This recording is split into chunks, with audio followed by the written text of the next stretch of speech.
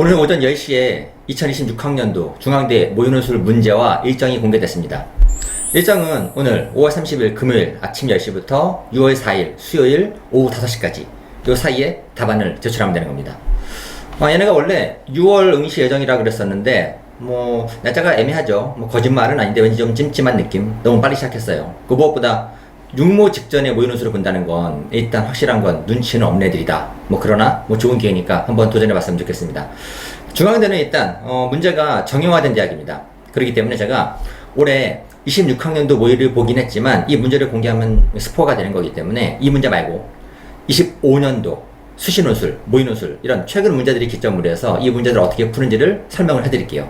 이게 충분히 가능한 이유가 중앙대는 매년 똑같은 문제를 내기 때문에 작년 문제를 보건 재작년 문제를 보건 올해 모의 혹은 올해 수시를 보는데 아주 큰 도움이 됩니다. 이 부분들을 제가 간단하게 정리해 드리겠습니다. 최강 논술 이모의 프로입니다. 우선 중앙대 논술에 대해서 간단하게 브리핑해 드릴게요. 일단 중앙대는 수능 최저가 있어요. 수능 최저가 국영수탐 3합 6입니다. 일단 탐구는 두 과목 중에서 상위 한 과목을 반영해요. 이건 일반적이죠. 근데 특이한 게 영어를 2등급을 1등급으로 반영해주는 좀 특이한 대학입니다. 이유가 있어요. 일단 중앙대가 이대처럼 가기 싫었어요. 이대는 3합 6이었다가 이번에 이제 2합 5로 떨어뜨렸잖아요. 근데 2합 5로 떨어지면 왠지 건대, 동대랑 같은 레벨이 되는 것 같아서 기분 나쁘단 말이에요. 그렇다고 해서 3합 6을 유지하기에는 지원자가 줄어드는 문제가 발생하죠. 그래서 3합 6이라는 간지는 지키되 실질적으로 지원자를 늘릴 수 있는 방안으로 매년 최근 유지하는 스타일이 3합 6으로 가되 영어 2등급을 1등급으로 올려주는 꼼수 정도 쓰고 있는 건데 나름 현명한 방식이라고 봅니다. 그리고 경쟁률은 24학년도 기준 인문계열 전체 평균 경쟁률이 76대 1이었어요. 그러면 최저에 맞추면 어떻게 되는 거냐? 실질 경쟁률은 17대 1이 됩니다. 78%가 사망하는 거고 생존율은 22%에 불과합니다. 17대 1이면 해볼만 해요. 학생부 반영은 총 30%입니다. 논술이 70점, 그 다음에 교과가 20점, 비교과가 10점이에요. 교과 20점이면 커 보이긴 하지만 진짜 안 큽니다. 왜냐면은 1등급이 20점, 그 다음에 쭉 깎여 나가다가 7등급이 돼도 1점 미만 감점인 거예요. 19점 얼마가 나오게 되는 겁니다. 그래서 1부터 7까지는 감점이 사실상 없다. 7등급도 상관이 없습니다. 다만 8등급이 되면 4점 깎여요. 이건 아마 꽤 치명적일 것 같고요. 그 다음에 9등급이 되면은 12점인가 깎여요. 그러면 이거는 답이 없는 거예요. 바로 광탈이 되는 겁니다. 그리고 비교과는 추결만 10% 반영하긴 하는 건데 감정이 많지는 않으니까는 세부적인 것은 올해 모집 요강 나오면은 확인해 보시면 좋을 것 같아요. 그럼 지금부터 본격적으로 문제로 들어가 볼게요. 중앙대는 120분 동안 총 3문항을 풉니다. 문제의 3개를 합하면은 분량이 1500자가 조금 안 나와요. 근데 지문이 좀 많은 편이에요. 보통 12개 내외 나오거든요. 결론적으로 말하면 2시간이면 시간은 꽤 긴 편이긴 한데 문제의 수도 많고 무엇보다 제일 중요한 거 지문수가 많기 때문에 아마 문제 풀어보면은 꽤 타이트하다고 느낄 겁니다. 아주 타이트하게 빨리 풀어야지만 마지막까지 푸는 게 가능한 학교예요. 그럼 하나씩 볼게요. 먼저 1번입니다. 제가 예시문항을 25학년도 수시 1번 문항을 가져왔어요. 한번 보실게요. 세시문 가라에는 부탁하는 상황이 나타나 있다. 부탁이 주제입니다. 질문 4개 나오게 돼 있어요. 가나다라에는 인물들이 부탁을 수락하는 이유와 그 결과가 나타나 있어요. 즉 부탁은 전체 주제가 되는 거고 부탁에 대한 세부 주제가 이유가 라지 A 예를 들어서 그 다음에 결과가 라지 B라고 쳐볼게요. 그래서 부탁에 대한 이유와 결과 총 2개를 물어보게 되는 겁니다. 그리고 특이한 거는 하나의 완성된 걸로 쓰라 그랬어요. 분량은 550, 570. 얘네가 분량이 엄청 타이트해요. 무슨 말이냐면은 560자 뿔마 10자잖아요. 10자 맞추기 되게 힘들거든요. 그래서 이거는 여러 번 써보면서 맞춰나가는 것밖에 없습니다. 이 허용되는 공간이 이 여백이 뿔마가 가장 적은 대학 중에 하나가 바로 중대입니다. 시간은 48분짜리였어요. 이거 제가 정형화 해볼게요. 이 문제를 확 줄여버리면 제시문 가나다라에는 T가 등장한다. A와 B를 찾아 각각 완성된 글을 쓰라 이렇게 나왔으면은 T가 부탁, A가 이유, B가 결과가 되는 겁니다. 자, 이거 어떻게 푸는지 말씀 좀 드릴게요. 일단 중대 1번은 올해 모의를 봐도 똑같이 나올 거예요. 올해 수시도 똑같이 나올 거고 아마 내년도 같을 겁니다. 중대는 1번 문제가 완전하게 동일한 유형을 자리 잡았어요. 꽤 오래됐습니다. 그러면 첫 번째, 완성된 글을 쓰라 그랬는데 이거는 서본결을 의미하는 겁니다. 근데 서본결을 쓸 만큼 분량 많지가 않잖아요. 그래서 실질적으로는 서론과 결론은 각각 한 문장씩 짧게 써주는 거고 이거 전체를 갖다가 하나의 단락으로 기술하는 겁니다. 그 다음에 서로는 T를 소개해요. 예를 들어서 오늘 T가 부탁이잖아요. 그러면 서로는 그냥 문제를 반복하는 겁니다. 예를 들어서 서로는 제시문 가나다라에는 각각 부탁하는 상황이 나타나 있다. 이러면 충분해요. 제일 중요한 건 본론이에요. 본론이 점수 제일 많이 가져가는 건데, 본론은 지문이 4개잖아요. 가나다라. 제시문 4개에다가 이유와 결과라는 테마가 2개 있죠. 그러면은 제시문 4개에다가 테마 2개면 총 8가지 쓰는 게 맞는 겁니다. 그래서 읽어드릴게요. 각 파트당, 파트가 4개 나오니까 가, 나, 다, 라. 그 다음에 파트당 이유, 결과 하면 8개가 나오는 겁니다. 그래서 총 8문장 쓰는 게 기본인 거고, 한 문장당 점수는 4점입니다. 그래서 본론이 가져가는 배점이 32점, 제일 큰 파트예요. 결론은 본론에 등장한 A에 대한 4개, B에 대한 4개 있잖아요. A가 뭐 가나다라 4개 나오고 B가 가나다라 4개 나오니까 이거를 갖다가 엄청 짧고 간결한 키워드로 정리하면 되는 거였어요. 그리고 마지막 서번결을 쓸 때 단락구문 없다, 한 단락으로 쓰는 거예요. 제가 이거 답안을 보여드릴게요. 학교가 공개한 답안입니다. 자, 전체가 한 단락이죠. 서론, 가나다라에는 부탁, 요거는 T예요. 그걸 수락하는 모습이 나타난다. 끝. 본론은 1, 2, 3, 4로 해놨습니다. 1번. 자, 가 안에서 이유와 결과 쓰는 게 맞아요. 자, 가에서 감사원 직을 수락하는 이유는 완장을 찬 사람들에게 당한 고통으로 생긴 한과 완장이 상징하는 권력에 대한 선망 때문이다. 이게 이유예요. 그리고 결과, 어머니가 기뻐할 것이라는 기대와 달리 과거의 기억으로 인한 어머니의 우려 때문에 의견 대립이 생긴다. 이건 결과입니다. 그래서 가에 대해서 의견 하나, 결과 하나. 나도 마찬가지예요. 의견 한 문장, 결과 한 문장. 다도 의견, 결과, 나도 의견. 의견이 아니구나, 이유구나. 어찌됐건 간에 이유, 결과 한 문장씩 적어주는 게 기본입니다. 결론 특이해요. 결론은 뭐냐면은 이처럼 등장인물들은 권력은 가고 믿음은 나고 연민과 부채는 다고 공공성은 라였던 거였어요. 그래서 가나다라에 나왔던 키워드만 짧게 정리하는 겁니다. 이런 이유로 부탁을 하고, 그 다음에 의견 대립이 가, 기회 상실이 나, 보람과 감동이 다, 기회 획득이 라가 되는 거예요. 이 4개 역시 나열해서 이런 다양한 결과를 얻는다 라고 하면은 567자가 나올 텐데, 쓰다 보면은 무조건 분량 넘어가요. 처음에는 줄여야 되는 겁니다. 많이 써야 되는 거예요. 많은 내용을 쓰되 엄청나게 압축해 쓰는 게 본질이 되는 겁니다. 자, 주의점. 중앙대는 가나다라 모두 사례가 등장합니다. 이론이 없어요. 항상 사례예요. 사례를 직접 쓰는 게 아니고, 그랬을 때는 사례를 개념화시켜서 핵심적인 내용을 키워드로 제시하는 겁니다. 예를 들어서 엄마가 떡을 사줬다 라는 사례가 나와요. 그러면 우리는 글을 쓸 때 떡이 중요한 게 아니에요. 이걸 뭐라고 집약하는 거냐? 엄마의 사랑.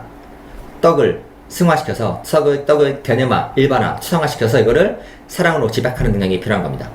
또 하나의 제시문에서 이유를 찾으라 그래요. 근데 이유가 꼭 하나가 있는 건 아니에요. 이유가 2개인 경우도 있고요. 간혹 3개인 경우도 있어요. 4개짜리는 아직 안 나왔습니다. 오늘 물어보는 게 이유와 결과잖아요. 그러면은 복잡한 경우에는, 그러니까 쉬우면은 이유 하나, 결과 하나 나오는 거고, 복잡한 경우에는 이유 2개, 결과 2개 나오는 경우가 있어요. 예를 들어서 가를 보시면 이유가 2개예요. 어디 갔지? 한과 선망 정도가 나오죠. 그쵸? 완장을 차는 건 뭐냐면 기본적으로 한과 선망. 한과 선망 중에 둘 중에 하나만 쓰면 점수가 반토막 나는 방식이기 때문에 답이 2개 이상 나올 수 있다는 가능성. 3개는 드뭅니다. 4개는 아예 나온 적이 없었고요. 그래서 하나나 2개 정도 나올 수 있는 거기 때문에 여러 개 나올 수 있다는 가능성은 늘 열어뒀으면 좋겠습니다. 다음은 이 3번 문항입니다. 먼저 2번 문항은 중대 당락을 가르는 핵심 문제예요. 그리고 2번 문항은 40점, 1번도 40점이죠. 3번은 20점짜리예요. 3번 문항은 독립적이지 않아요. 3번 문항은 새로운 유형이 있는 게 아니고 2번과 동일한 유형을 냅니다. 다만 지문 개수가 조금 적고 분량이 좀 작아지는 것 뿐이에요. 3번은 유형은 동일하지만 2번보다 조금은 사이즈가 작은 그냥 뭐 축소판이라고 보시면 될 것 같아요. 그래서 문제 풀이법도 동일합니다. 이 3번 문항은 보통 한 문항처럼 보이지만 2번이 한 문항이죠. 2번은 한 문항이지만 그 안에 작은 문제가 2개 들어가 있어요. 3번도 보통은 문제가 2개로 쪼개지는 경우가 대부분입니다. 그래서 지문이 2개이고 답을 2개로 써야 되긴 하지만 단락을 나누진 않아요. 그래서 그냥 전반부에는 앞부분, 후반부에는 뒷부분 이렇게 이어서 한 단락으로 써주는 게 원칙입니다. 이 3번 문항은 모든 문제가 적용형 혹은 비교형이에요. 적용형이 압도적으로 많습니다.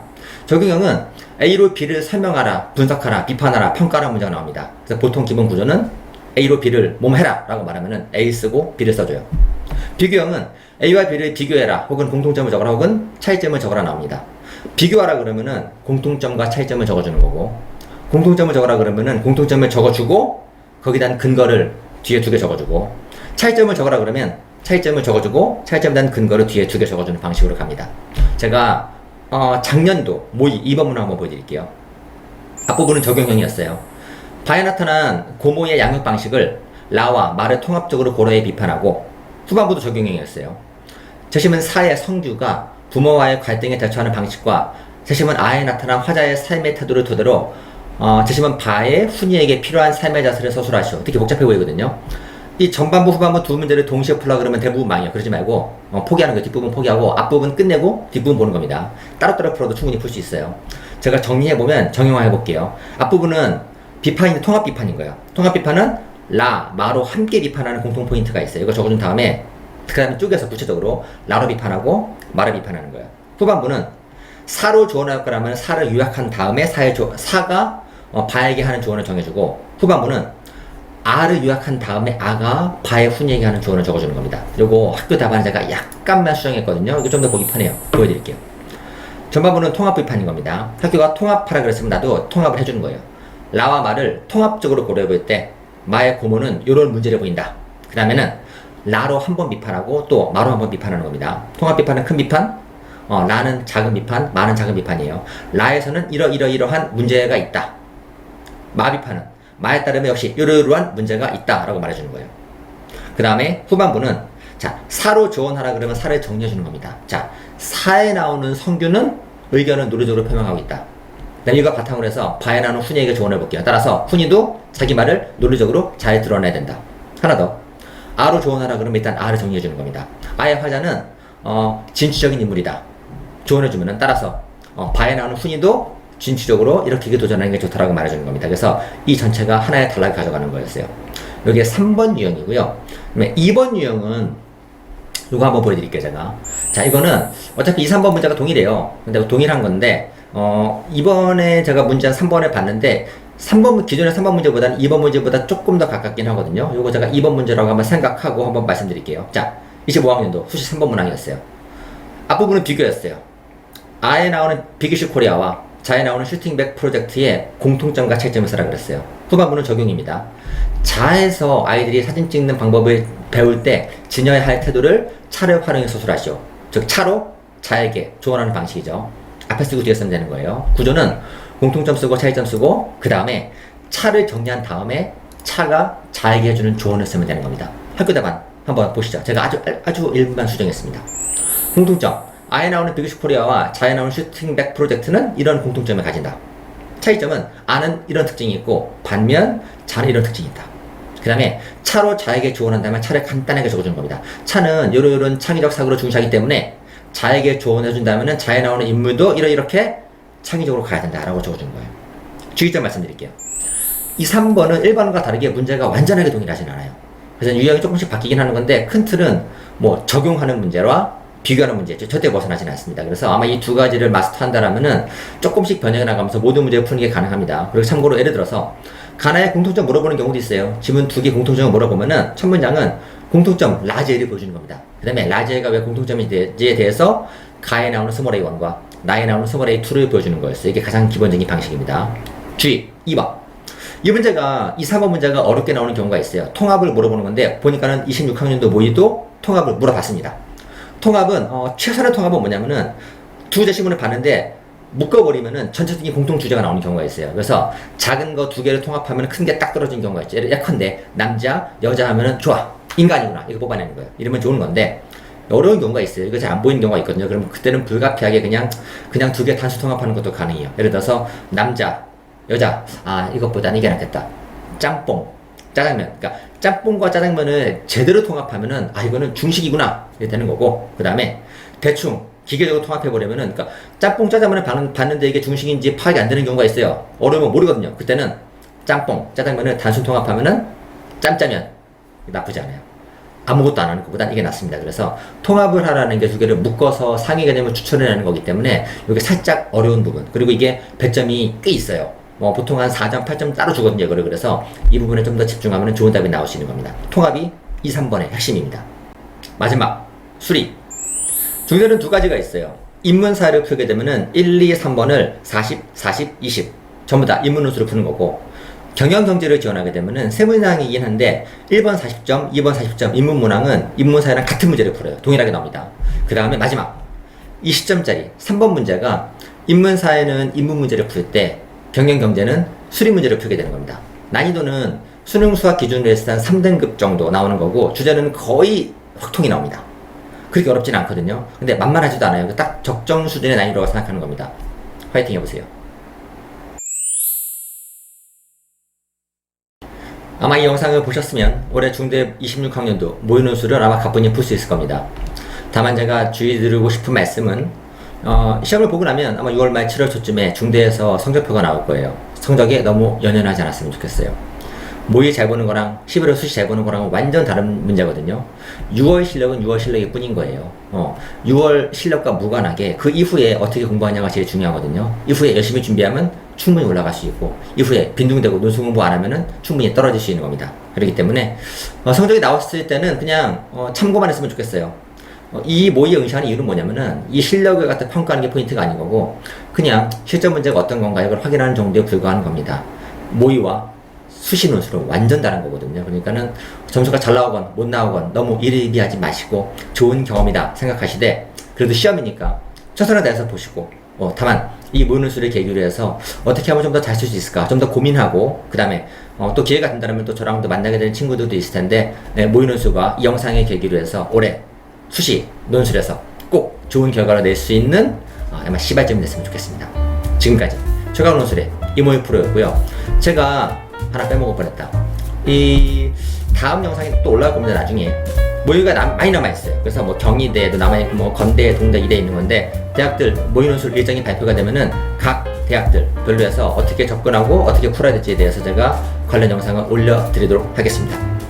지금까지 최강 논술 이모의 프로였습니다.